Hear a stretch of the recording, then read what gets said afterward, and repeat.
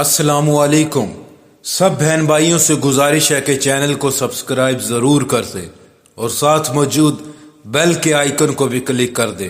شکریہ۔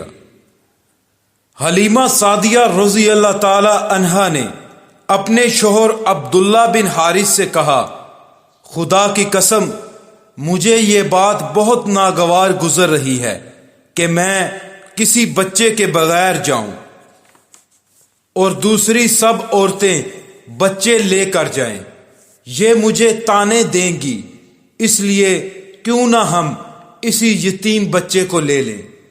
عبداللہ بن حارث بولے، کوئی حرج نہیں، ہو سکتا ہے اللہ اسی بچے کے ذریعے ہمیں خیر و برکت عطا فرما دے۔ چنانچہ حضرت حلیمہ سعدیہ رضی اللہ تعالی عنہا عبد المطلب کے گھر گئیں۔ جناب عبد المطلب اور حضرت آمنہ نے انہیں خوش آمدید کہا۔ پھر آمنہ انہیں بچے کے پاس لے آئیں۔ آپ اس وقت ایک اونی چادر میں لپٹے ہوئے تھے، وہ چادر سفید رنگ کی تھی۔ آپ کے نیچے ایک سبز رنگ کا ریشمی کپڑا تھا۔ آپ سیدھے لیٹے ہوئے تھے۔ آپ کے سانس کی آواز کے ساتھ مشک کی سی خوشبو نکل کر پھیل رہی تھی۔ حلیمہ سعدیہ رضی اللہ تعالی عنہا آپ کے حسن و جمال کو دیکھ کر حیرت زدہ رہ گئیں۔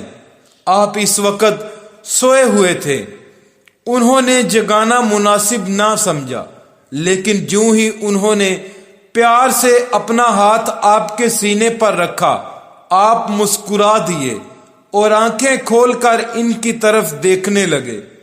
حضرت حلیمہ سعدیہ رضی اللہ تعالی عنہا فرماتی ہیں، میں نے دیکھا آپ کی آنکھوں سے ایک نور نکلا جو آسمان تک پہنچ گیا۔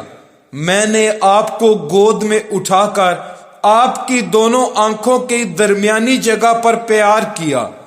پھر میں نے آپ کی والدہ اور عبد المطلب سے اجازت چاہی، بچے کو لیے قافلے میں آئی۔ میں نے آپ کو دودھ پلانے کے لیے گود میں لٹایا تو آپ دائیں طرف سے دودھ پینے لگے۔ پہلے میں نے بائیں طرف سے دودھ پلانا چاہا، لیکن آپ نے اس طرف سے دودھ نہ پیا۔ دائیں طرف سے آپ فوراً دودھ پینے لگے۔ بعد میں بھی آپ کی یہی عادت رہی، آپ صرف دائیں طرف سے دودھ پیتے رہے، بائیں طرف سے میرا بچہ دودھ پیتا رہا۔ پھر قافلہ روانہ ہوا۔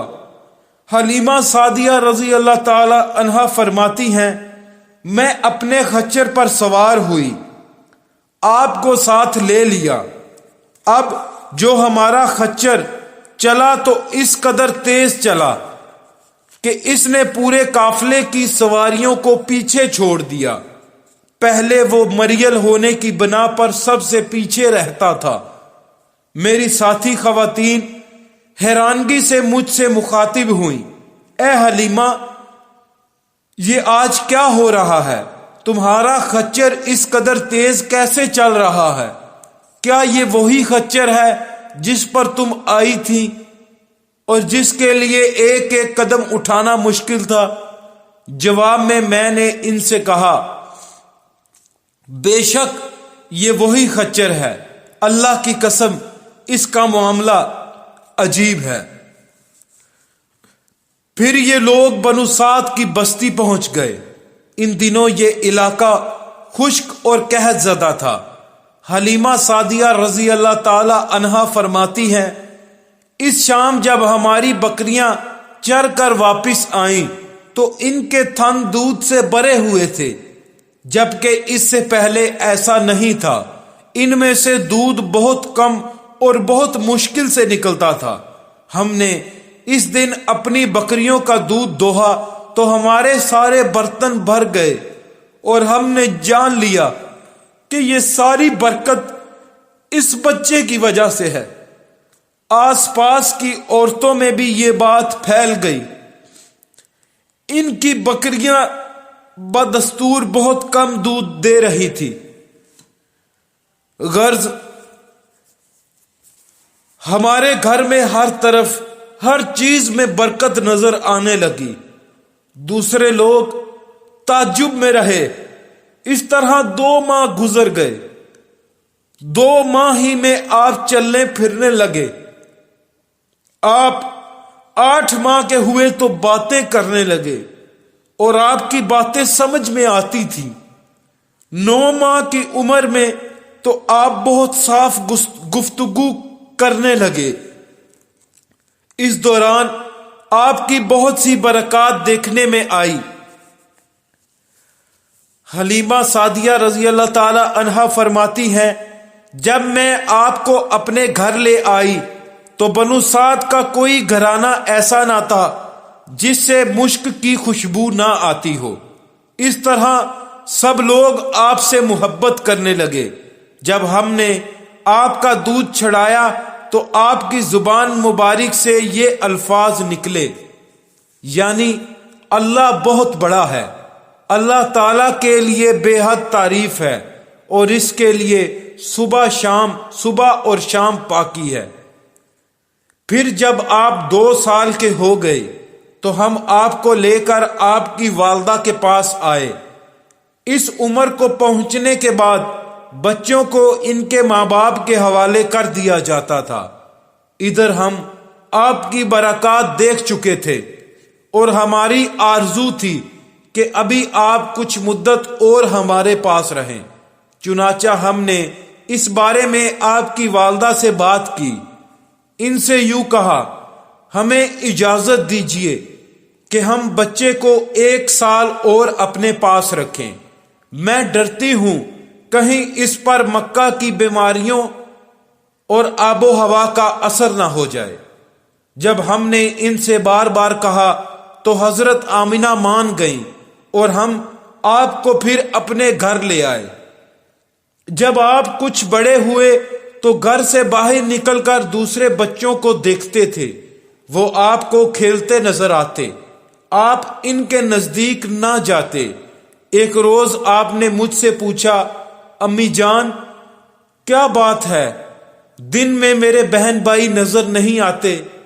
آپ اپنے دودھ شریک بھائی عبداللہ اور بہن انیسہ اور شیمہ کے بارے میں پوچھ رہے تھے۔ حلیمہ رضی اللہ تعالی عنہا فرماتی ہیں، میں نے آپ کو بتایا وہ صبح سویرے بکریاں چرانے جاتے ہیں، شام کے بعد گھر آتے ہیں۔ یہ سن کر آپ نے فرمایا، تب مجھے بھی ان کے ساتھ بھیج دیا کریں۔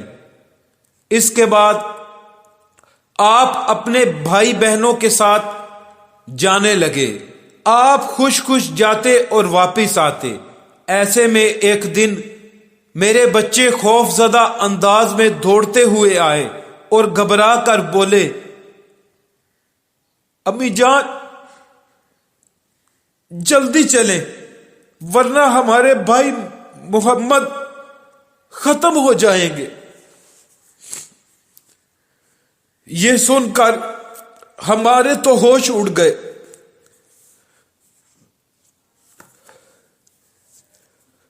دوڑ کر وہاں پہنچے، ہم نے آپ کو دیکھا، آپ کھڑے ہوئے تھے، رنگ اڑا ہوا تھا، چہرے پر زردی چھائی ہوئی تھی، اور یہ اس لیے نہیں تھا کہ آپ کو سینہ چاک کیے جانے سے کوئی تکلیف ہوئی تھی، بلکہ ان فرشتوں کو دیکھ کر آپ کی یہ حالت ہوئی تھی۔ حلیمہ سعدیہ رضی اللہ تعالی عنہا فرماتی ہیں، ہم نے آپ سے پوچھا کیا ہوا تھا؟